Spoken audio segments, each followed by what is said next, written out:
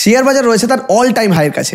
যদিও আমরা last trading সেশনে একটা নেগেটিভ ক্যান্ডেল দেখতে পেয়েছি, যেটা আমাদের কাছে অলরেডি এক্সপেক্টেড ছিল। যারা বুলা বেঙ্গল রেগুলার ফলো করেন তারা অলরেডি জানেন যে আমরা লাস্ট উইকে ডিসকাস করেছি যে মার্কেট এরপরে অল টাইম হাই যাবে। আর যখন অল টাইম হাই যাবে তখন কিন্তু একটু হলেও কনসলিডেট করবে, একটু ঝিমাবে মার্কেট সেখান থেকে, বা একটু হলেও কমবে বা কারেকশন দেখতে পারি, যেটা আমাদের কাছে একদম এক্সপেক্টেড রয়েছে। আর আশা করছি আপনারা এই বিষয়টার সাথে রিলেট করতে পারছেন।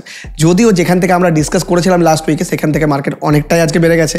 আপনারা অনেকেই সুইং ট্রেডিংয়ে ভালো প্রফিটও করেছেন। আমাকে অনেকে মেল করেও জানিয়েছেন যে আপনার স্ট্র্যাটেজি ফলো করে আমরা প্রফিট করেছি। থ্যাংক ইউ আপনাদের সমস্ত মেলের জন্য। এভাবে আমাকে ফিডব্যাক দেবেন আর এভাবে বুলা বেঙ্গল আপনাদের সাথেই গ্রো করবে। তো চলুন বেশি সময় না নিয়ে আজকের ভিডিওতে আমরা ডিসকাস করবো যে মার্কেট নেক্সট উইকে কেমন পারফর্ম করতে পারে, কোন সেক্টরে ভালো অপরচুনিটি রয়েছে এবং কোথায় আমরা স্টক স্পেসিফিক অ্যাকশন দেখতে পারি, কোথায় কোথায় সুইং ট্রেডিংয়ের দারুণ অপরচুনিটি আমরা দেখতে পাচ্ছি, সেই সেক্টরগুলো নিয়েও ডিসকাস করবো। তো ফার্স্ট আমরা ডিসকাস করবো নিফটির অ্যানালিসিস, যেখানে মার্কেট কেমন যেতে পারে, আগামী দিনে কেমন পারফর্ম করতে পারে, বাড়বে নাকি কমবে নাকি এখান থেকেই র্যালি দিতে শুরু করবে, সেটাও আমরা অ্যানালাইজ করবো। এবং তার সাথে সাথে সেক্টর স্পেসিফিকও আলোচনা করবো এবং তার সাথে আপনাদের ফেভারিট আজকে আমরা স্টক স্পেসিফিকও আলোচনা করবো। সেই স্টকগুলো নিয়ে আলোচনা করবো যেগুলো আপনারা অলরেডি লাস্ট উইকের ভিডিওতে কমেন্টে জানিয়েছেন এবং যেই কমেন্টে সব থেকে বেশি লাইক পড়েছে সেই কমেন্ট থেকে আমি স্টক নিয়েছি। কিন্তু যাদের স্টক আজকে আসেনি প্লিজ মন খারাপ করবেন না, আজকের ভিডিওতে যান। আজকের অ্যাপ্রোচটা একটু ডিফারেন্ট থাকবে।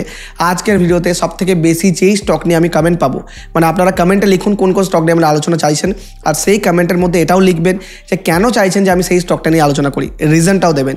যদি ভালো আমার রিজন মনে হয় যে আপনাদের প্রপার কোনো রিজন রয়েছে এই স্টকটা নিয়ে আলোচনা করার, বা আপনারা প্রচুর মানুষেরা সেই কমেন্টটা করেন, মানে আজকে লাইকের উপর টার্গেট নেই, আজকে কমেন্টের উপর টার্গেট রয়েছে যে প্রচুর মানুষেরা যেই কমেন্ট করবেন এবং সেখানে যেই স্টকগুলো কমন পাবো আমি, সেই স্টকগুলো আমি নেক্সট ভিডিওতেও ইন ডেপথ ডিসকাস করবো। তো চলুন শুরু করা যাক ভিডিওর ফার্স্ট পার্ট, যেখানে আমরা আলোচনা করবো যে নিফটি আগামী সপ্তাহে কেমন পারফর্ম করতে পারে। এটা আমরা নিফটি ডেলি চার্ট ওপেন করে নিয়েছি। আমরা যদি এটাকে একটু জুম আউট করে দিই তাহলে দেখতে পাবো যে আমরা এখানে ডিসকাস করেছিলাম লাস্ট উইকে যে এখান থেকে মার্কেট বাড়তে পারে। তাহলে দেখুন সেখান থেকে কতটা পজিটিভ আমাদেরকে রিটার্ন আমাদেরকে মার্কেট দিয়েছে এবং কতটা ভালো আমাদের সুইং ট্রেডিংয়ের অপরচুনিটিও দিয়েছে। আর লাস্ট উইকে আমরা এটাও ডিসকাস করেছিলাম যে এই যে ট্রেন্ড লাইনটা রয়েছে এর উপর যদি মার্কেট ব্রেকআউট দিতে পারে তাহলে একটা বুলিশ সাইনও আমরা পাবো এবং ব্রেকআউট দিলে অল টাইম হাইকেও ভেঙে মার্কেট যাওয়ার পসিবিলিটি রয়েছে। যদিও অল টাইম হাই একটু হলেও কারেকশন আমরা দেখতে পারি। তো মার্কেটে অল টাইম হাই থেকে দেখুন আমি একটা দাগ টেনে নিয়েছি, এখান থেকে অল টাইম হাই রয়েছে এবং সেখান থেকে আমরা দেখলাম একটা রিজেকশন পেতে। আমরা যদি ক্যান্ডেলটাকে জুম করে দেখিয়ে দিই তা দেখবেন এই যে লাইন, এই লাইনের কাছাকাছি থেকে মার্কেট কিন্তু রিজেকশন নিতে আমরা দেখতে পেলাম। এখান থেকে আমরা মার্কেটকে কিন্তু পতন আমরা দেখতে পেলাম। এবার মার্কেট কি হতে পারে, মার্কেট হতে পারে যে এই ট্রেন্ড লাইনের মধ্যে আবার সাপোর্ট নেবে, আরও একটা দিন হয়তো একটু ঝিমবে, হয়তো সোমবার দিন মার্কেট ঝিমবে এবং সেখান থেকে বাড়ার পসিবিলিটি আমরা দেখছি। যদি এরকম সিচুয়েশন হয় সেটা মার্কেটের জন্য খুব ভালো। যদি দেখুন মার্কেট যদি এরকম নেক্সট দিন না করে এর উপরে একটা গ্রিন ক্যান্ডেলের ক্লোজিং দেয় তাও মার্কেটের জন্য ভালো। আলটিমেটলি মার্কেটকে এই যে অল টাইম হাই এখানে কিছুটা সময় কাটালে মার্কেট বেস্ট টাইম আমাদেরকে দেবে এন্ট্রি করার এবং এখান থেকে চরম বুলিশ সেন্স আমরা পাবো। এবং কেমন বুলিশ আমরা এক্সপেকটেশন রাখতে পারি, এরপরে আমরা এক্সপেক্ট করছি যে মার্কেট যাবে 30,000, একদম আর কোনো বাধা নেই। মার্কেট এবার 30,000-এর জন্য প্রস্তুত। কেন আমি এরকম বলছি, কেন আমার এরকম কনভিকশন আসছে, তো চলুন এটা নিয়ে একবার ডিসকাস করি। দেখুন এখানে আমরা 2021-এর চার্ট ওপেন করে নিয়েছি। এই জায়গাটা লক্ষ্য করুন, এখান থেকে মার্কেট বুলিশ ট্রেন্ড শো করেছে, তাই তো মার্কেট এখান থেকে অল টাইম হাই ভেঙে বুলিশ ট্রেন্ড শো করেছে। এখানেও মার্কেট মোটামুটি বুলিশ টাইমেই ছিল, মানে আলটিমেটলি 2020 পর থেকে মার্কেট কিন্তু কন্টিনিউয়াসলি বুলিশ র্যালি আমাদেরকে দেখিয়েছে। আমরা যদি এখানে দেখেন তাহলে এখানে দেখতে পাবেন মার্কেট কন্টিনিউ বুলিশ র্যালি দেখিয়েছে। কিন্তু এই যে আজকে মার্কেট যে কনসলিডেট করছে এই সিচুয়েশনটা এর আগে আমরা দেখেছিলাম এরকম লেভেলে কনসলিডেট করছিল মার্কেট। তো তখন যদি আমরা এখানে অল টাইম হাই যেটা ছিল তখনকার সেটার উপর যদি দাগ টেনে দিই তাহলে দেখবেন মার্কেট কতটা র্যালি দেখিয়েছে। দেখুন মার্কেট আমাদেরকে এখান থেকে কত পয়েন্টের র্যালি দিয়েছে, এখান থেকে এখানে মোটামুটি ছিল 15,000 পয়েন্ট। তো সেখান থেকে মার্কেট কন্টিনিউয়াসলি বেড়েছে, মানে তারপরে যদি মার্কেট নেগেটিভ যায় কিন্তু তারপর থেকে মার্কেট কন্টিনিউয়াসলি কতটা বাড়ে, এখান থেকে এত দূর যদি আমরা ধরে চলি তাহলে এটা হচ্ছে 15,000 থেকে 18,000, মানে প্রায় 3,000 পয়েন্টের র্যালি। এই যে র্যালিটা দেখতে পাচ্ছেন 15,000 মানে 15,500 যেই মাত্র ব্রেক করলো মার্কেট, দেখুন তার অল টাইম হাইয়ের কাছে কিন্তু কনসলিডেট করলো, বহুদিন কনসলিডেট করলো।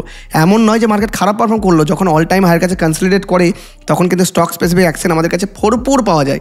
আমি এর আগেও বলেছি, প্রত্যেক ভিডিওতে বলেছি, স্টক স্পেসিফিক অ্যাকশন আমরা তখন পাই যখন মার্কেট থাকে আপ ট্রেন্ডে কিংবা যখন মার্কেট কনসলিডেট করে। যখন ডাউন ট্রেন্ডে থাকে তখন আমরা পাই না, কিন্তু সুইং ট্রেডিংয়ের অপরচুনিটি কনসলিডেশন ফেজ বা আপ ট্রেন্ড এই দুটো ক্ষেত্রেই পাওয়া যায়।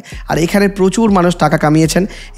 এই জায়গাটা কিছুদিন ঝিমানোর পরে মার্কেট কিন্তু কন্টিনিউয়াসলি র্যালি দিয়েছে। ঠিক এই 15,000 থেকে মার্কেট কোথায় গিয়েছে, একদম 18,000 পয়েন্টে মার্কেট চলে গেছে, মানে 3,000 পয়েন্টের র্যালি আমরা দেখতে পেয়েছি। তাই এক্স্যাক্টলি আজকে যখন মার্কেটে 26,000-এর দিকে কনসলিডেট করছে আমরাও এক্সপেক্ট করছি যে এখনকার নতুন সিচুয়েশনেও মার্কেট এই ধরনের র্যালি আমাদেরকে দিতে দেখাতে পারে।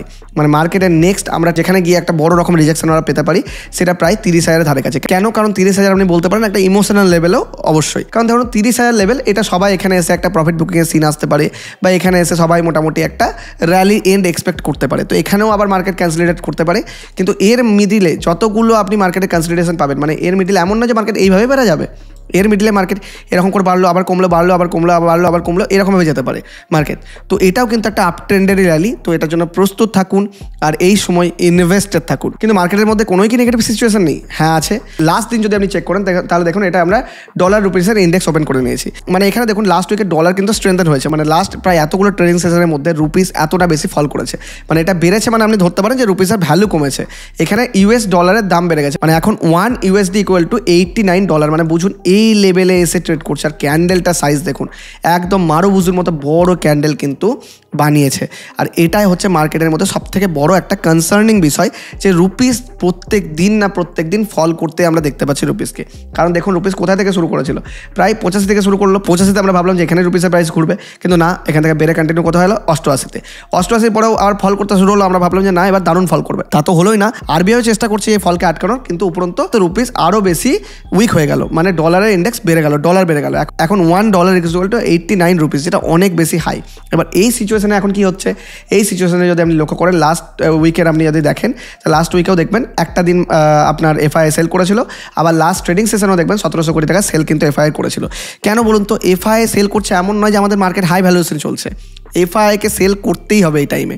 কারণ যখন সাপোজ ভাবুন না যে এফআইআই তো ডলারে ইনভেস্ট করে, তাই যখন ডলারে এফআইআইরা ইনভেস্ট করে তখন তাকে রুপিসে কনভার্ট করতে হয়, রুপিসে কনভার্ট করে ইন্ডিয়ান মার্কেটে তারা ইনভেস্ট করে। এবার রুপিসই যদি উইক হয়ে যায়, মানে ধরুন রুপিসই উইক হয়ে গেল, মার্কেট ধরুন একই লেভেলে আছে, মার্কেট ধরুন 26,000 চলছে, মানে তাদের লস হচ্ছে না, মানে মার্কেটের জন্য লস হচ্ছে না, কিন্তু রুপিসই 2% পড়ে গেল। তাহলে যেহেতু তারা বাইরে থেকে ইনভেস্ট করেছিল আর রুপিসের ভ্যালুই পড়ে গেল, তার জন্য তাদের রাতারাতি ঘরে বসে বসেই লস হয়ে যাবে, যেটা আমরা আগেও একবার ডিসকাস করেছিলাম। কারণ তাদের কিন্তু হাজার কোটি টাকার পোর্টফোলিও থাকে, আর 2% লস হওয়া মানেও কিন্তু তাদের পোর্টফোলিওতে বিরাট লেভেলের একটা ইম্প্যাক্ট আসবে। আর এই কারণেই এফআইআইরা সেল করছে, এর পিছনে বিশেষ ফান্ডামেন্টাল কারণ কিন্তু নেই। কিন্তু আপনি যদি এবার ফান্ডামেন্টালি চেক করেন তাহলে দেখবেন যে ফান্ডামেন্টালি দেখুন এখন প্রায় সমস্ত কোম্পানির রেজাল্ট চলে এসেছে। এবার দেখুন রেভিনিউ গ্রোথ প্রায় 9% করছে, যেটা কিন্তু আমার মনে হচ্ছে 10% উপরে বেটার হতো, কিন্তু রেভিনিউ গ্রোথ 9%। প্রফিট গ্রোথ দেখুন, যেটা আমরা প্রায় 11-12% চলছিল সেটা 16% হয়ে গেছে, মানে এখন বিভিন্ন কোম্পানি প্রফিট দারুণ করছে, যেটা ফান্ডামেন্টালি দারুণ একটা জিনিস। এবং অপারেটিং প্রফিট গ্রোথও সেটাও 12%, মানে আলটিমেটলি মার্কেটের মধ্যে বিভিন্ন স্টক স্পেসিফিক প্রফিট বেড়েছে, তার জন্য আপনি স্টক স্পেসিফিক র্যালিও কিন্তু মার্কেটের মধ্যে দেখতে পাচ্ছেন। আর আপনাদেরকে এর আগে বলেছি যে মার্কেটের র্যালিতে ফুয়েল দেয় তার আর্নিংস যদি বাড়ে তাহলে মার্কেটকে আলটিমেটলি যেতে হবে উপরেই, তাই মানুষ হোক বা মার্কেট যেতে কিন্তু হবে উপরেই। এই থিওরি আবারও প্রুভ হচ্ছে। তো আশা করছি আমি আমার ভিউ আপনাকে বোঝাতে পারলাম। আমি মার্কেটের মধ্যে আজও বুলিশ রয়েছি। এবার মার্কেটে চলুন আমরা ডিসকাস করি যে কোন সেক্টরে ভালো অপরচুনিটি রয়েছে, স্টক স্পেসিফিক অ্যাকশন আমরা কোথায় পেতে পারি এখন, কারণ এটাই এখন টাইম ইনভেস্টমেন্টের। দেখুন আমাদের ফার্স্ট সেক্টর যেটা নিয়ে আমরা ডিসকাস করবো সেটা হচ্ছে নিফটি অটো সেক্টর। দেখুন নিফটি অটোর মধ্যে তার অল টাইম হাইয়ের একদম কাছে রয়েছে, যে এরকম নিফটি রয়েছে সেরকমই নিফটি অটো রয়েছে। তো অল টাইম হাইয়ের কাছে মাল্টিপল রিজেকশন পাচ্ছে, যেটা খারাপ নয়, খুবই ভালো। এটা রিজেকশন পাওয়াই দরকার অল টাইম হাই। তো নিফটি অটো এরপরেও আমরা লাস্ট উইকেও ডিসকাস করেছি, সেখান থেকে বাড়েনি। এরপরে যদি একটা পজিটিভ গ্রিন ক্যান্ডেল আমরা যদি দেখি নিফটি অটো সেক্টরে, তাহলে নিফটি অটো চরম বুলিশ হয়ে যাবে। তো বিশেষ নজর রাখুন। আর অনেকে জিজ্ঞেস করেন আপনি তো সেক্টর বলে দিন, কিন্তু স্টক কী করে খুঁজবো? স্টক আপনি সেক্টর জেনে নেওয়ার 5 মিনিটের মধ্যে স্টক খুঁজে নিতে পারবেন। কীভাবে আমাদের স্টক বাছাই করবো, কীভাবে এই ভিডিওটা অবশ্যই দেখুন। আমি শুধুমাত্র রেগুলেটরি কারণের জন্য আপনাকে স্টকের নাম নিতে পারছি না, কিন্তু স্টক স্পেসিফিক অ্যাকশন আপনি এই ভিডিওটা দেখে নেওয়ার যে প্রসেসটা আমি বলেছি একবার ফলো করুন। 5 মিনিটের মধ্যে আপনি খুঁজে বার করতে পারবেন যে কোন স্টকের মধ্যে আমরা অ্যাকশন দেখতে পারি। তো আমাদের নেক্সট বুলিশ সেক্টর হচ্ছে নিফটি সার্ভিসেস সেক্টর। দেখুন আমরা এর আগেও ডিসকাস করেছি নিফটি সার্ভিসেস নিয়ে, সেটাও তার অল টাইম হাই রয়েছে। এবং অল টাইম হাই আপনি যদি লক্ষ্য করেন, আমরা আগের দিন ডিসকাস করেছিলাম যে এর উপরে যদি একটা গ্রিন ক্যান্ডেলের ক্লোজিং দিয়ে দেয় তা মার্কেট হয়ে যাবে বুলিশ, আর এক্স্যাক্টলি দিয়েছে তাই। আর মার্কেট এখন বুলিশই রয়েছে, নিফটি সার্ভিসেস সেক্টরও বুলিশই রয়েছে। নেক্সট আমাদের সেক্টর হচ্ছে নিফটি ফাইন্যান্সিয়াল সেক্টর। দেখুন তার অল টাইম হাইকে ব্রেক করে একদম উপরে ট্রেড করছে, খুবই সুন্দর, একদম নজরে রাখুন। আর ভিডিওতে এগিয়ে যাওয়ার আগে যারা এখন অব্দি ইনভেস্টমেন্টের জগতে নতুন রয়েছেন, এখন অব্দি ইনভেস্টমেন্ট শুরু করেননি, আমি বলবো যে এখনই মার্কেট দিচ্ছে আপনাকে আলটিমেট অপরচুনিটি। একদমই দেরি না করে ইনভেস্টমেন্ট করা শুরু করে দিন। আপনি ডেসক্রিপশন আর পিন কমেন্টের মধ্যে আমাদের অ্যাঞ্জেল ওয়ানের লিঙ্ক পেয়ে যাবেন, সেখান থেকে একদম ফ্রিতে উইদাউট এনি এক্সট্রা চার্জেস আপনি অ্যাকাউন্ট ওপেন করে নিন। আমাদের লিঙ্ক থেকে অ্যাকাউন্ট ওপেন করলে আপনার একটাও টাকা লাগে না। এবং আমাদের লিঙ্ক থেকে আপনি যদি অ্যাকাউন্ট ওপেন করেন তাহলে আপনি একটা বেনিফিট কী পাবেন, যে আপনার ইন ফিউচার অ্যাকাউন্ট রিলেটেড যদি কোনো প্রবলেম হয় তাহলে বুল অফ বেঙ্গল অফিসিয়াল ইমেল আইডিতে আপনি মেল করবেন, আমরা প্রায়োরিটি বেসিসে অ্যাঞ্জেল ওয়ান টিমের সাথে কথা বলে আপনার প্রবলেমকে রেকটিফাই করিয়ে দেবো। এইটুকু হেডেক একদম আমাদের, তাই একদমই দেরি না করে নিচে দেওয়া ডেসক্রিপশন আর পিন কমেন্ট থেকে এবং ফ্রিতে নিফটিতে আপনি ইনভেস্টমেন্ট জার্নি স্টার্ট করুন। তো আমাদের নেক্সট বুলিশ সেক্টর যেটা রয়েছে সেটা হচ্ছে নিফটি ব্যাংক সেক্টর। দেখুন নিফটি ব্যাংক কি সুন্দর একটা প্যাটার্ন, দেখুন নিফটি ব্যাংক মানে হেড এন্ড শোল্ডার প্যাটার্নে ব্রেকআউট দেওয়ার পর দেখুন হায়ার হাই প্যাটার্ন ক্রিয়েট করছে, higher high and higher low. দেখুন প্রত্যেকটা হাই উপরে আছে আর প্রত্যেকটা লো দেখুন প্রিভিয়াস লোয়ের উপরে আছে। এখানে একটা লো ছিল, এখানে একটা লো ছিল, আর এবার আবার নতুন করে এখানে একটা লো বানাচ্ছে। তো দারুণ একটা প্যাটার্ন নিফটি ব্যাংকও ক্রিয়েট করছে, একদম নজরে রাখুন। নেক্সট আমাদের সেক্টর হচ্ছে নিফটি মেটাল। দেখুন নিফটি মেটাল তার অল টাইম হাই থেকে ব্রেকআউট দিয়ে তারপরে কিছুটা লেভেলের নিচে চলে আসছে, মানে ব্রেকআউট লেভেলের নিচে চলে আসছে। তো এটার দিকে নজরে রাখুন। কিন্তু আমি বলবো যে নিফটি মেটালে ইমিডিয়েটলি এন্ট্রি নয়, নিফটি মেটাল যদি আবার এর উপর একটা গ্রিন ক্যান্ডেল আমাদেরকে শো করে তাহলে আমরা এন্ট্রি করতে পারি। তো এটাতে একটু কশাস আমরা থাকবো। তো আমাদের নেক্সট বুলিশ সেক্টর হচ্ছে নিফটি পিএসইউ ব্যাংক। দেখুন ব্যাঙ্কিং সেক্টর দারুণ বুলিশ রয়েছে। পিএসইউ ব্যাংকেও দেখুন দারুণ হায়ার হাই প্যাটার্ন, মানে এটার প্যাটার্ন কি বলবো, মানে একদম আপ ট্রেন্ডের প্যাটার্ন, একটু বাড়ছে একটু কমছে, একটু বাড়ছে একটু কমছে, এরকম চলছে। তো দারুণ প্যাটার্ন ক্রিয়েট করছে। তো পিএসইউ ব্যাংকের দিকেও বিশেষ নজরে রাখুন। নেক্সট আমাদের হচ্ছে হেলথ কেয়ার সেক্টর। এটা দেখুন তার অল টাইম হাই রিজেকশনের কাছে আছে, কিন্তু এটাতে এখন নজরে রাখুন, কিন্তু ইনভেস্টমেন্ট একদম নয়। এটার হেলথ কেয়ার সেক্টর এর উপরে যদি আমাদেরকে একটা বুলিশ ক্যান্ডেলে আমাদের ক্লোজিং দেয় তাহলে আমরা এখানে ইনভেস্টমেন্ট করবো। ওকে, নেক্সট আমাদের হচ্ছে Nifty private bank. Private bank একদম বুলিশ রয়েছে, এখানে নজরে রাখুন। আর নেক্সট হচ্ছে ইনফ্রাস্ট্রাকচার দেখুন তার অল টাইম হাইয়ের কাছে আছে, কিন্তু রিজেকশন পেতে দেখতে পাচ্ছি। এর উপরে মানে 9708-এর উপরে যদি একটা ক্লোজিং পেয়ে যায় তাহলে নিফটি ইনফ্রাস্ট্রাকচারও বুলিশ হয়ে যাবে। আর নিফটি আইটিতে একটা ভ্যালু ইনভেস্টিংয়ের কথাও আমি এর কয়েক সপ্তাহ আগে ভিডিও বানিয়ে বলেছিলাম। সেখানে নিফটি আইটি মোটামুটি এই লেভেলে ট্রেড করছিল। তো দেখুন এখান থেকে কতটা বড় আমরা আপ ট্রেন্ড আমরা দেখতে পাই এবং কনসলিডেট করতে করতে কন্টিনিউ বাড়ছে। এবার এর উপরেও যদি আমরা একটা ক্লোজিং পেয়ে যাই তাহলে নিফটি আইটিও কিন্তু একদম আপ ট্রেন্ড জার্নিটা স্টার্ট করবে এবং খুব ভালো সময় নিফটির আইটিরও এবার আপট্রেন্ড জার্নি শুরু করে দেওয়ার, কারণ মার্কেট আপট্রেন্ডে চলে আসছে এবং মার্কেটের র্যালিতেও নিফটি আইটির কিন্তু যোগদান থাকবেই থাকবে। আর স্টক কী করে খুঁজবেন, স্টক বাছাই করুন, ভিডিওটা অবশ্যই দেখে নিন, এটা কমপ্লিট করুন, স্টক বাছাই করুন, দেখে নিন। তো এবার আমরা ভিডিও থার্ড পার্টে ডিসকাস করবো আপনাদের স্টক স্পেসিফিক আলোচনা। কিন্তু স্টক নিয়ে আলোচনা করার আগে একটা ছোট্ট রিকোয়েস্ট, যারা এখনও অবধি রেগুলার চ্যানেল ফলো করছেন, লাইকও করছেন, কমেন্টও করছেন, আমি জানি যে আপনারা রেগুলার ভিডিও দেখছেন, কিন্তু অনেকেই ভিডিও দেখার পরেও সাবস্ক্রাইব করতে ভুলে যাচ্ছেন।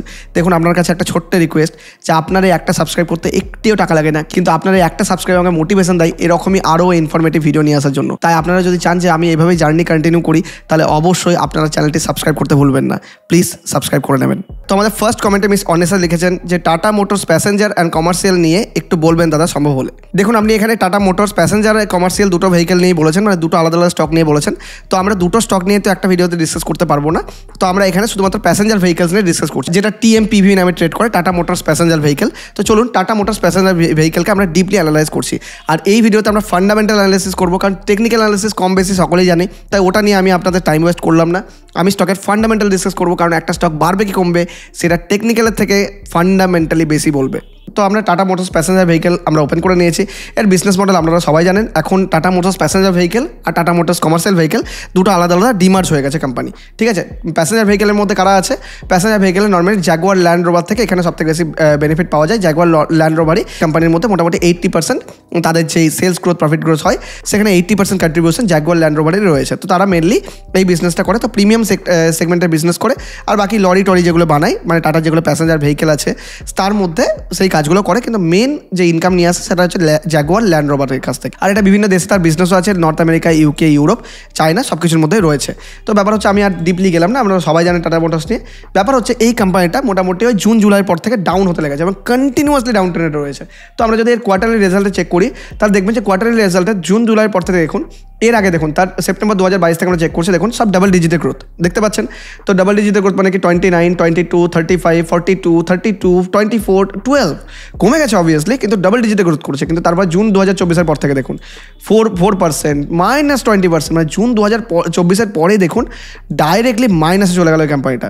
আপনি যদি এখানে লক্ষ্য করেন প্রফিট, তাহলে মার্চে যে প্রফিট ছিল 17,500, সেখান থেকে জুনে প্রায় 10,500-তে চলে যায়, মানে 7,000 কোটি টাকার প্রফিট ইমিডিয়েটলি ডাউন হয় এই কোম্পানির।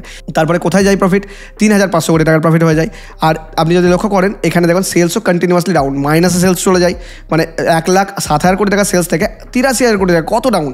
তারপর আবার একটু বাড়লো, অবশ্যই পজিটিভ বেড়েছে একটু, তারপরে 1,19,000, তারপরে দেখুন আবার 87,000, আবার মাইনাসে গ্রোথ করছে। এরপরে দেখুন সব থেকে কম 72,000-এ গ্রোথ করেছে। আর আপনি যদি এখানে প্রফিট দেখেন তার প্রফিট দেখবেন কন্টিনিউয়াসলি ডাউন ট্রেন্ডে ছিল, মোটামুটি 3,500, 4,000, 8,000 এরকম চলছে। কিন্তু দেখুন এখানে প্রফিট আপনি যদি কেউ দেখেন তাহলে এটাতে একদম চমকে যাবেন যে হঠাৎ করে 76,000 কোটি টাকার প্রফিট সেপ্টেম্বর কোয়ার্টারে চলে আসছে। কী করে এলো আপনি দেখুন এখানে আদার ইনকাম যদি চেক করেন তাহলে আদার ইনকামে দেখুন 80,000 কোটি টাকা তারা আদার ইনকাম বুক করেছে। এবার আপনার মনে কোশ্চেন আসবে যে আদার ইনকাম কোথেকে এলো। দেখুন জাগুয়ার আর ল্যান্ড রোভার লাস্ট কোয়ার্টারে তারা ডিমার্জ হয়েছে, তো ডিমার্জ হওয়ার পরে এটা অ্যাকাউন্ট অ্যাডজাস্টমেন্টের জন্য তাদের যে পুরোনো অ্যাকাউন্টস ছিল সেগুলো সব কিছু অ্যাডজাস্ট হয়েছে। অ্যাডজাস্ট হওয়ার পরে তার মানে কিছু অ্যাকাউন্টস অ্যাডজাস্টমেন্ট হয়েছে প্যাসেঞ্জার ভেহিকেলে আর কিছু হয়েছে কমার্শিয়াল ভেহিকেলে। তো এই জন্য আমরা দেখতে পাচ্ছি এখানে 80,000 কোটি টাকার প্রফিট বুক হয়েছে। তো এটা সিম্পল অ্যাকাউন্ট অ্যাডজাস্টমেন্টের জন্য হয়েছে, এটা এমন কিছুই না, এটাকে আপনি ইগনোর করতে পারেন। তাহলে এখান থেকে আপনি যদি 80,000 কোটি টাকা বাদও দিয়ে দেন তাহলে দেখুন এটা নেগেটিভে চলে যাচ্ছে। কেন নেগেটিভে যাচ্ছে? কারণ অপারেটিং প্রফিট যদি আপনি চেক করেন তাহলে অপারেটিং প্রফিট ছিল 8,000 কোটি টাকা, সেখান থেকে মাইনাসে চলে গেছে। মানে এবার তারা রেভিনিউ লস নিতে শুরু করে দিয়েছে, মানে ক্যাশ বার্ন হতে লেগেছে কোম্পানির মধ্যে, চরম পরিমাণ নেগেটিভ সাইন। এবার স্টক কখন বাড়বে? যখন এগুলো পজিটিভে যাবে। আমি সবসময় বলি যে একটা স্টকের মধ্যে বেশি কিছু দেখার দরকার হয় না, প্রফিট আর আর্নিংস বাড়তে হবে। সাপোজ তার রেভিনিউ স্ট্যাগনেন্ট রয়েছে, প্রফিটকে বাড়তে হবে, বা তার প্রফিট স্ট্যাগনেন্ট রয়েছে, সেম প্রফিট প্রত্যেকটা কোয়ার্টারে করছে, তাহলে রেভিনিউকে বাড়তে হবে, কোনো না কোনো জিনিস বাড়তে হবে। কিন্তু টাটা মোটরসের ক্ষেত্রে আমরা কি তা দেখতে পাচ্ছি? কন্টিনিউয়াসলি মানে কমতে দেখতে পাচ্ছি, বাড়ছে তো নয় বরং কমেই যাচ্ছে। তো এটা একটা নেগেটিভ সাইন। আর আপনি যদি দেখেন যে এই জিনিসটা কেন হচ্ছে, মানে এই হঠাৎ করে রেভিনিউ ডাউন হওয়ার পিছনে কারণ কি, দেখুন এর পিছনে একটা প্রপার কারণ কিন্তু রয়েছে। তাহলে কি কারণ সেটা? দেখুন আমি অলরেডি ডিসকাস করলাম যে জাগুয়ার আর ল্যান্ড রোভার 80% কিন্তু তার রেভিনিউ কন্ট্রিবিউশন এখানে করে, আর প্রায় চায়না থেকে তার হোলসেল ভলিউম আছে 24%। কিন্তু আপনি যদি দেখেন যে একটা হঠাৎ করে একটা সিভিয়ার সাইবার অ্যাটাক হয়েছিল, যেটা আমরা আগেও একবার ডিসকাস করেছিলাম, যে প্রায় 3 থেকে 5 সপ্তাহের জন্য তার সমস্ত প্ল্যান্ট বন্ধ হয়ে গেছিলো। মানে যেটা প্রিমিয়াম সেগমেন্টে টাটা অপারেট করতো জাগুয়ার ল্যান্ড রোভারের, তাদের সেগমেন্টটাই বন্ধ করে দিতে হয়েছিল, এমন সাইবার অ্যাটাক হয় তার উপর। মানে এটা বন্ধ করে দেওয়ার জন্য কী হয়েছিল, তার 2,000 কোটি টাকা মতো লস হয়েছিল টাটার। মানে টাটার কয়েক সপ্তাহের মধ্যে 2,000 কোটি টাকার লস হয়ে যায়, আর এই লসটা তাদেরকে বুক করতে হয়েছে এইবার, যেটা কিন্তু খুব বেশি নেগেটিভ একটা সাইন। আর এত বড় একটা সাইবার অ্যাটাক হওয়ার পরে কোম্পানি কিন্তু একটু ক্র্যাশের সম্মুখীন হয়েছিল। আর আরও একটা কারণ, এবার আপনি বলবেন যে ঠিক আছে এটা তো প্রবলেম সলভ হয়ে গেছে, এটা ঠিক হয়ে যাবে। দেখুন যেই হিটটা নিয়েছে সেই হিটটা থেকে রিকভার করতে করতে কোম্পানি আরও 2 কোয়ার্টার লেগে যাবে, 1 নম্বর। আর সেকেন্ড হচ্ছে আপনি যদি দেখেন তার মার্জিন যে গাইডেন্স, কোম্পানি এর আগের বার জাগুয়ার ল্যান্ড রোভারের উপর গাইডেন্স দিয়েছিল 5 থেকে 7% এবিটা গ্রোথ, যেটা কিন্তু অলরেডি কমই, ধরে নিচ্ছে ভালো গাইডেন্স দিয়েছিল। কিন্তু দেখুন এখন এই গাইডেন্সকে কাট করে দিয়েছে, মানে কমিয়ে দিয়েছে গাইডেন্স। কেমন করেছে? 0 থেকে 2% করে দিয়েছে, মানে ডাউন করে দিয়েছে। আর এই গাইডেন্স মানে প্রফিটের গাইডেন্স কাট করার জন্য এই রকম ফল আপনারা দেখতে পাচ্ছি। তাই এই ধরনের স্টকে ইনভেস্ট করা থেকে আপনি একটু হলেও কসাস কিন্তু থাকবো। তাই আশা করছি আমি আমার ভিউ আপনাকে বোঝাতে পারলাম যে কেন এই স্টকের মধ্যে এত বড় ফল হচ্ছে। তো আমাদের নেক্সট স্টক নিয়ে যেটা কমেন্ট এসেছে, মিস্টার দীপক মন্ডল বলেছেন যে IRFC নিয়ে কিছু বলতে পারবেন। দেখুন IRFC নিয়ে আমি এর আগেও 2টো ভিডিও বানিয়েছি, আর সামনের বৃহস্পতিবার আমি সরকারি কোম্পানি নিয়ে একটা ভিডিও নিয়ে আসছি, যেখানে আপনি জানতে পারবেন যে সরকারি কোম্পানির স্টক কেমন পারফর্ম করছে এবং সেখানে ইন ফিউচার অপরচুনিটি রয়েছে কিনা।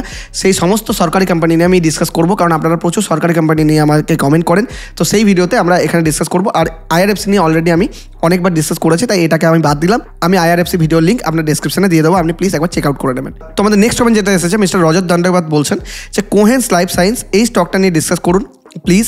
আমি 791 কিনেছিলাম, এখন 596 প্রাইস চলছে।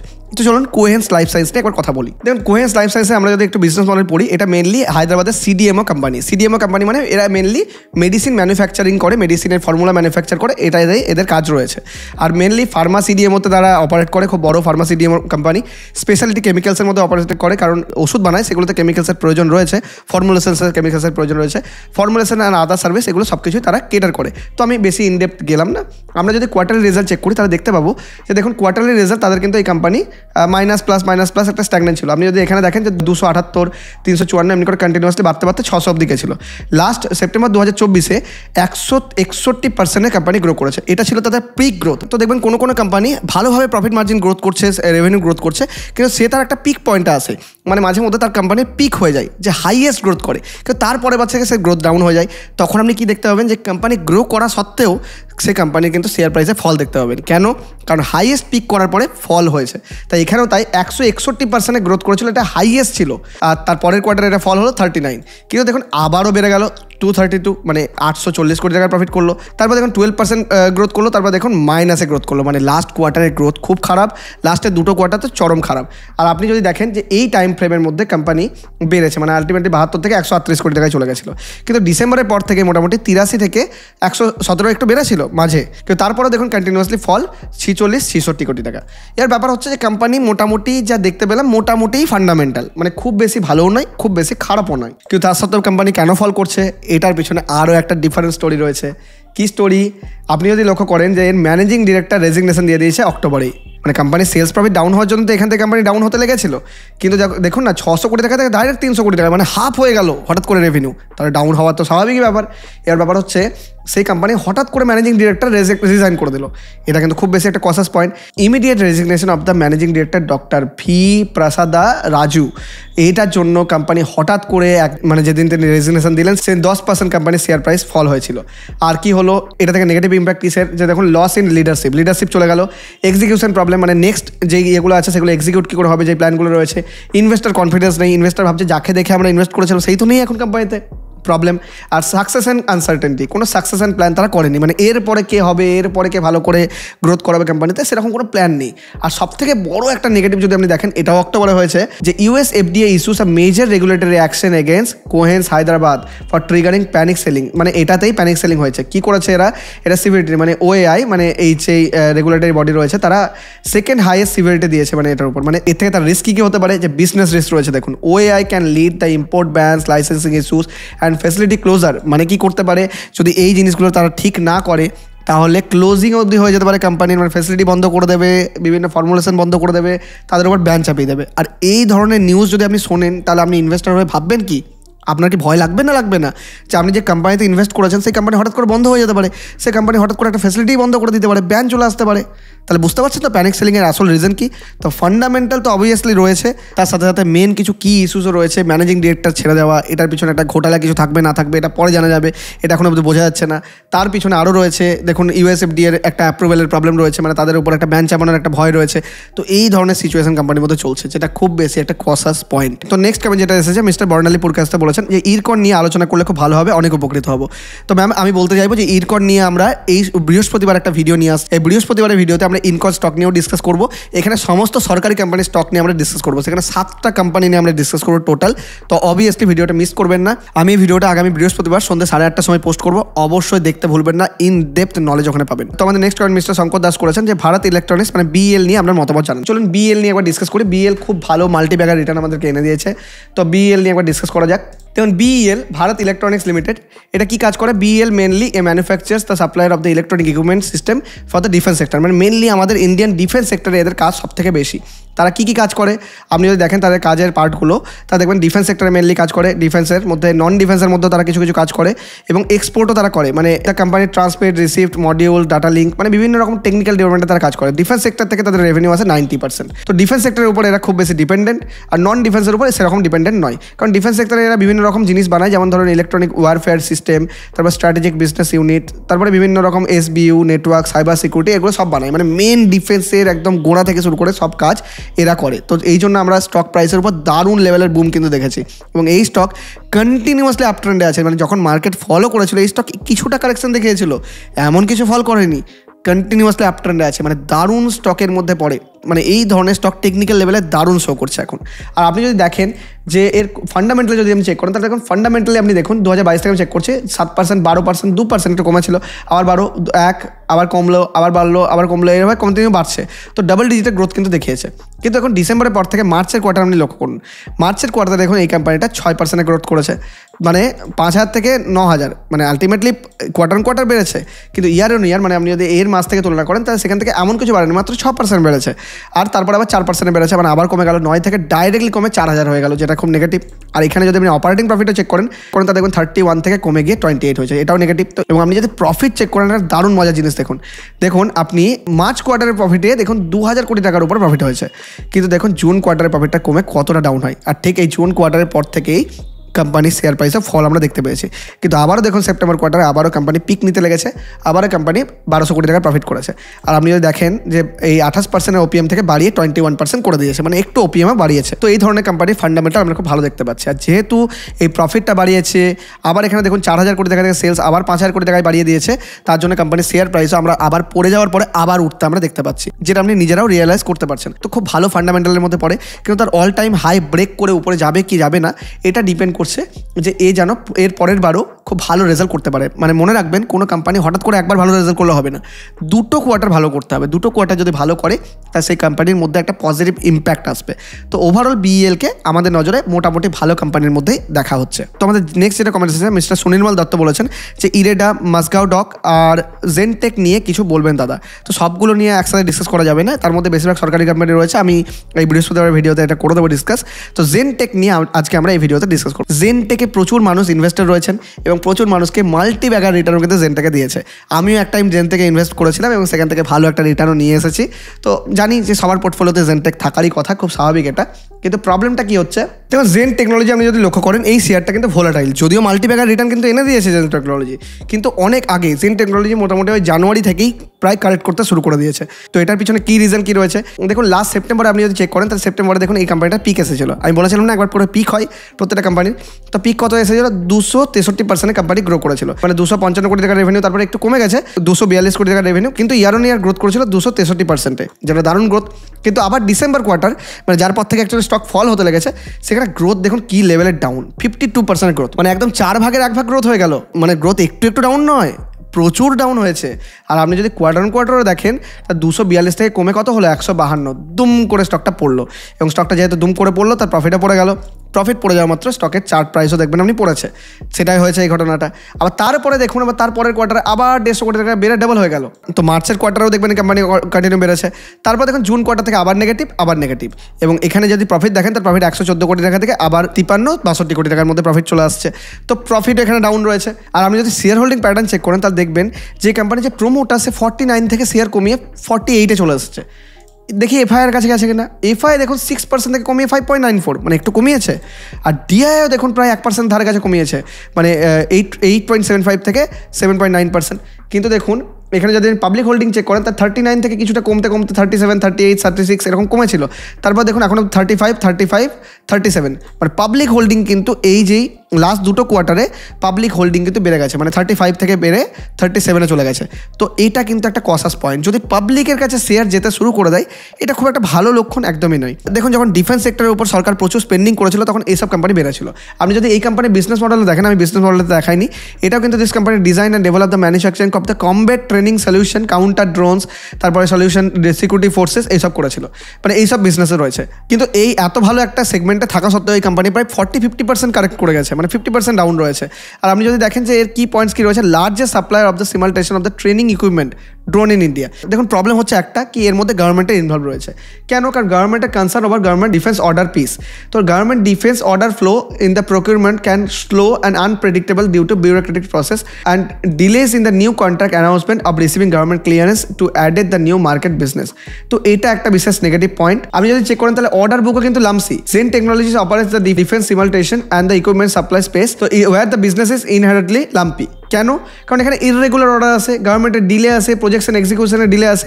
মানে গভর্নমেন্ট আজকে যে প্রজেক্টটা বানাবে, সেটা ক্যাবিনেট থেকে এখন মিটিং করে দেখে যে এই সেক্টরে কত খরচা করব, ডিফেন্সে কত খরচা করব, তারপরে কোন কোম্পানিতে আমরা প্রজেক্ট দেবো।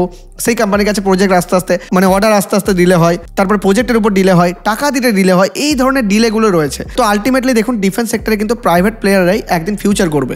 তো প্রাইভেট প্লেয়াররাই একদিন আমেরিকার মতো, আমেরিকাতে যেমন বেশিরভাগ ডিফেন্স সেক্টরের মধ্যে প্রাইভেট প্লেয়ার আছে, তো আমাদের ইন্ডিয়াতেও কিন্তু ইন ফিউচার তাই হবে। কিন্তু ব্যাপার হচ্ছে যে এই ধরনের যদি অর্ডার এক্সিকিউশন হয়, এই ধরনের যদি গভর্নমেন্টাল প্রবলেম হয়, তাহলে একটু প্রবলেমেটিক সিচুয়েশন। আর এই জন্য কোম্পানির স্টক প্রাইসের মধ্যে ফলো আমরা দেখতে পাচ্ছি, কারণ অর্ডারই আসে না। ফান্ডামেন্টাল গ্রোথ কী করে করবে? অর্ডার দিতে হবে, তো রেভিনিউ বাড়তে হবে, অর্ডার বাড়তে হবে। কোনো কোয়ার্টারে দেখা যাচ্ছে রেভিনিউ দুম করে বাড়লো, আবার কোনো কোয়ার্টারে দুম করে পড়ে গেল, আবার বাড়লো, আবার পড়লো। তো এই সিচুয়েশন চলতেই থাকছে। তো এটাই হচ্ছে একটা প্রবলেম ডিফেন্স সেক্টরের মধ্যে। তো ডিফেন্স সেক্টরে যখন সময় ভালো হয়, যখন ভালো অর্ডার বুক আসে, ভালো যখন রেগুলার পেমেন্ট হয়, তখন সেক্টর বাড়ে। আর যখন এই ধরনের থাকে না, কোনো সিচুয়েশন থাকে না, কোনো অর্ডার বুক ভালো থাকে না, বিভিন্ন রকম মন্ত্রী মিটিংয়ের বৈঠক থাকে, বিভিন্ন রকম দেরি হয়, তখন এই ধরনের আমরা ডামাডোল দেখতে পারি। এসব কোম্পানিতে কারেক্ট করে বসে থাকে, এরকম 50%, 20%, 30% কারেক্ট আমরা দেখতে পারি এসব কোম্পানিতে। কিন্তু আরও একটা পয়েন্ট আমি এর মধ্যে ইনক্লুড করতে চাইবো, যে যখন জেন টেকনোলজিস ছিল, তখন ডিফেন্স সেক্টরের মধ্যে, মানে যখন তারা র্যালি দিয়েছিল, তখন এমন নয় যে ডিফেন্স সেক্টরে প্রচুর কোম্পানি ছিল, প্রচুর কোম্পানি কিন্তু তখন ছিল না। কিন্তু ধীরে ধীরে যখন দেখছে যে এইসব সেক্টরে অপরচুনিটি রয়েছে, গভর্নমেন্টও আস্তে আস্তে এইসব সেক্টরের উপর মানে বিভিন্ন রকম রেগুলেশনের মধ্যে একটু লুজিং দিতে শুরু করেছে, মানে রেগুলেশন আলগা করছে যাতে প্রচুর আপনার প্রাইভেট সেক্টর ঢুকতে পারে। তাই নতুন প্লেয়ারও এখন এখানে এন্ট্রি নিয়েছে। তাই এদের কম্পিটিশন বেড়ে গেছে। কম্পিটিশন বেড়ে যাওয়ার জন্য কিন্তু এই সেক্টরের মধ্যে এই ধরনের কোম্পানি এখন একটু স্ট্রাগল করছে। তো ব্যাপার হচ্ছে কখন বাড়বে, একই ঘটনা, সেলস প্রফিট যদি বাড়ে তাহলে বাড়বে, সেলসকেও বাড়তে হবে, প্রফিটও বাড়তে হবে। যেহেতু কোম্পানিটা অনেকটা পড়ে আছে, তাই মনে রাখবেন এইসব কোম্পানির সেলস এবং প্রফিট দুটোকে বাড়তে হবে একসাথে, একটা বাড়লে চলবে না, দুটোকেই বেড়ে কোম্পানিকে দম দেখাতে হবে তার। তো আমাদের এরপরে লাস্ট অ্যান্ড ফাইনাল স্টক নিয়ে আমরা ডিসকাস করবো। আমাদের যে কমেন্ট এসেছে সেটা হচ্ছে মিস্টার শৈবাল মন্ডল বলেছেন যে নেটওয়েভ নিয়ে আলোচনা প্রয়োজন, নিচে কোন লেভেলে এন্ট্রি নেওয়া যেতে পারে। দেখুন এন্ট্রি প্রাইস তো আমি বলতে পারবো না, কিন্তু আপনাকে আমি স্টকের ফান্ডামেন্টাল ভিউ আপনাকে দিতে পারবো। চলুন নেটওয়েভের আমরা একবার ফান্ডামেন্টাল দেখে নিই। এখানে আমরা দেখতে পাচ্ছি নেটওয়েভের বিজনেস মডেল কি। Netweb India is the one of the India's leading high end computing solution provider with the fully integrated design and manufacturing capabilities. এরা মেন এর মধ্যে বিজনেস কী কী রয়েছে, এরা mainly AI system and enterprise ওয়ার্কস্পেসের উপর কাজ করে, প্রাইভেট ক্লাউড অ্যান্ড এইচসিআই এর উপর কাজ করে, তারপরে আপনার আইটি অ্যান্ড আইটিইএস এর উপর কাজ করে, স্পেস অ্যান্ড ডিফেন্সের উপরও কাজ করে, অ্যান্ড হায়ার এডুকেশন অ্যান্ড রিসার্চের উপর কাজ করে। মানে এক কথায় বলতে গেলে আইটির হাবের মতো কাজ করে, মানে আইটির যত রকম জিনিস আপনি ভাবতে পারেন এরা এখানে কাজ করে। নেটওয়ার্কের মধ্যে আইটি সলিউশনসের উপর এরা কাজ করে এবং খুব বেশি গ্রোয়িং। এই কোম্পানি আমাদেরকে প্রায় লাস্ট 1.5 মাসের মধ্যে 150% উপর রিটার্ন এনে দিয়েছে। আর আপনি যদি দেখেন যে Param Yuva 2 India's fastest computer and participation in the natural computing mission for government India, মানে এরা এই সব বিজনেসের মধ্যে মানে এইগুলো ইনস্টলেশনের জন্য, মানে যে পারম ইউভা 2 যেটা রয়েছে এর ইনস্টলেশন প্রজেক্টের মধ্যেও কিন্তু এই কোম্পানির বিশেষ যোগদান রয়েছে। তো খুব ভালো বিজনেস মডেল বলতে পারেন, আপনি খুব ভালোভাবে বিজনেস করছে। এবার আপনি যদি রেভিনিউ গ্রোথ চেক করেন তা দেখবেন দারুণ রেভিনিউ গ্রোথ, 96%, 41%, 100%, মানে 100%, 70% এরকমই গ্রোথ কন্টিনিউ। এবার দেখুন লাস্ট কোয়ার্টারে মানে জুন পর্যন্ত 100% বেড়েছে এই কোম্পানিটা এবং তাদের গ্রোথ গাইডেন্সও খুব ভালো ছিল। কিন্তু যদি দেখেন যে লাস্টের কোয়ার্টার মানে সেপ্টেম্বর হঠাৎ করে 100% থেকে কমে কত হয়ে গেল, প্রায় 20.98%। আর রেভিনিউ দেখুন যেখানে 149, 251, 300, 415, 300, মানে এইভাবে রেভিনিউ কন্টিনিউ বাড়ছিল। মানে লাস্টের কোয়ার্টারে যদি একটু কমেছে, কিন্তু এবার দেখুন 301 থেকে এমন কিছু বাড়েনি, মানে লাস্টের দুটো কোয়ার্টার কিছুই বাড়েনি কোম্পানিটা, মানে 304 হয়ে গেছে। আর আপনি দেখুন এখানে কিন্তু প্রফিট কন্টিনিউয়াসলি বাড়ছিল, স্ট্যাগনেন্ট ছিল, বাড়ছিল। কিন্তু এবার দেখুন এই দুটো কোয়ার্টারের প্রফিট দেখুন একদম সেম টু সেম প্রফিট রয়েছে, মানে কি গ্রোথ গাইডেন্স সেরকম নেই। কিন্তু কোম্পানি যে প্রোমোটার সে গ্রোথের খুব ভালো গাইডেন্স দিচ্ছে। কোম্পানি বলছে 35 থেকে 40% গ্রোথ করবে, যেটা ভালো গাইডেন্স, খারাপ নয়। কিন্তু ব্যাপার হচ্ছে আরও একটা পয়েন্ট একটু লক্ষ্য করুন, একটা ইউনিক জিনিস আপনাকে দেখাচ্ছে এই কোম্পানির মধ্যে, যে দেখুন এই কোম্পানির মার্চের কোয়ার্টার থেকে জুনের কোয়ার্টার সবসময় রেভিনিউ ডাউন হয়, আবার সেপ্টেম্বরে বেড়ে যায়, মানে এখানে 123, 60 আর 145। আবার দেখুন আমরা যদি মার্চে আসি তার 266, এখান থেকে জুনের কোয়ার্টারে ডাউন হলো, মানে জুনে সবসময় কমে যায়, দিয়ে সেপ্টেম্বরে বাড়ে, মানে জুনের থেকে সেপ্টেম্বরে সবসময় বাড়ে। আবার সেপ্টেম্বরে দেখুন বেড়ে গেল 149 থেকে 251 হয়ে গেল। কিন্তু এই প্রথমবার দেখুন জুনের কোয়ার্টার থেকে সেপ্টেম্বরের কোয়ার্টার সেরকম বাড়েইনি, স্ট্যাগনেন্ট আছে, মানে 301 থেকে 304। লাস্ট যেখানে এআই বুম এসেছিল, মানে লাস্টের যখন বিভিন্ন এআই কোম্পানিটা বাড়ছিল সেখানে কিন্তু নেটওয়েভে পার্টিসিপেট করেছে এবং সেখানে বেড়েছে। কিন্তু ব্যাপার হচ্ছে রেভিনিউ তো বাড়ছে না, রেভিনিউ তো দুটো কোয়ার্টার ধরে সেমই আছে, যেখানে সেপ্টেম্বর কোয়ার্টারে জুনের থেকে অনেকটা বেশি পরিমাণ বেড়ে যাওয়া দরকার ছিল। দেখুন না এখানে 159 থেকে 251, এখানে আপনি দেখুন 60 থেকে 140, 145, তাহলে দেখুন ডাবল হয়ে যাচ্ছে প্রায়। কিন্তু এখানে তো কোনো বাড়লো না, 1-2% মাত্র বেড়েছে, কিছু রেভিনিউ গ্রোথ নেই। তো এটা কিন্তু একটা কসাস পয়েন্ট যদি গ্রোথ না নিয়ে আসতে পারে। এবার ব্যাপার হচ্ছে আমরা করবো কি এখানে। দেখুন যারা নতুন করে ইনভেস্ট করবো কি করবো না এই নিয়ে ভাবছেন, তাদেরকে আমি একটা বিষয়ে বোঝাতে চাইবো যে আপনি আরও একটা কোয়ার্টার দেখেন, দেখুন যে এই 300 কোটি টাকার থ্রেশহোল্ড, মানে এই যে 400 কোটি টাকা মার্চে করেছে এই থ্রেশহোল্ডকে ভাঙতে পারছে কিনা। যদি 400 কোটি টাকার থ্রেশহোল্ডকে ভাঙে আর এখানে প্রফিটটাও ভালো করে, 400 কোটি টাকা যখন করেছিল তখন 43 কোটি টাকা প্রফিট করেছিল, এটা যদি একটু বাড়াতে পারে তাহলে খুব ভালো ফিউচার রয়েছে। যদিও চার্ট ওয়াইজ হয়ে দেখেন তাহলে কোম্পানি এমন কিছু কারেক্ট করেনি, কোম্পানি জাস্ট একটা নির্দিষ্ট কারেকশন ফেজে রয়েছে, খুব ভালো ফান্ডামেন্টাল কোম্পানি বলতে পারেন। ওভারঅল যদি আমরা অ্যানালাইজ করি ওভারঅল কোম্পানিকে বলতে যাই ওভারঅল ভালো ফান্ডামেন্টাল কোম্পানি, কিন্তু এখনই নতুন করে ক্যাশ ইনফ্লো করা একটু মুশকিল রয়েছে, কারণ আগামী দিনে আমাদের দেখতে হবে যে গ্রোথ কেমন দিচ্ছে। তো আলটিমেটলি স্টক প্রাইসকে বাড়াতে গেলে সেলস আর প্রফিটকে বাড়াতে হবে। তো কেমন লাগলো আজকের ভিডিওর আলোচনা? আমরা আজকেও 5টা স্টক নিয়ে ডিসকাস করেছি, মার্কেট অ্যানালিসিস করেছি এবং তার সাথে সাথে সেক্টরাল অ্যানালিসিস করেছি যে কোন স্টকের মধ্যে এখন অপরচুনিটি পাওয়া যাচ্ছে। যদিও এই ভিডিওটা শুধুমাত্র এডুকেশন পারপাসের জন্যই, কোনো রকম ইনভেস্টমেন্ট গাইড আমি করছি না। আপনারা ইনভেস্টমেন্ট করার আগে অবশ্যই নিজের ফাইন্যান্সিয়াল কনসালটেন্টের সাথে একবার কথা বলে নেবেন। আর ভিডিওটা যদি ভালো লাগে তাহলে অবশ্যই চ্যানেলটিকে সাবস্ক্রাইব করতে একদম ভুলবেন না, আর নিজের ফ্রেন্ডস আর ফ্যামিলির সাথে ভিডিওটি শেয়ারও করে দেবেন। আর যারা চান আমি আপনাদের স্টক নিয়েও নেক্সট দিন ডিসকাস করি, অবশ্যই কমেন্টে লিখে জানান। যত বেশি কমেন্ট আমি পাবো কোনো স্টক নিয়ে, সেই স্টকটা আমি পিক করবো এবং সেটা নিয়ে আমি ইনডেপথ অ্যানালাইজ করবো। আর যারা এখন অব্দি ডিসক্রিপশন আর পিন কমেন্ট থেকে অ্যাঞ্জেল ওয়ানের মধ্যে অ্যাকাউন্ট ওপেন করেনি, এখনই যান, একদম ফ্রিতে অ্যাকাউন্ট ওপেন হয়ে যাবে। ডিসক্রিপশন আর পিন কমেন্ট চেক করুন, অ্যাকাউন্ট ওপেন করে নিন এবং সেখানে আজ থেকে মিনিমাম 500 টাকা দিয়ে হলেও ইনভেস্টমেন্ট শুরু করুন।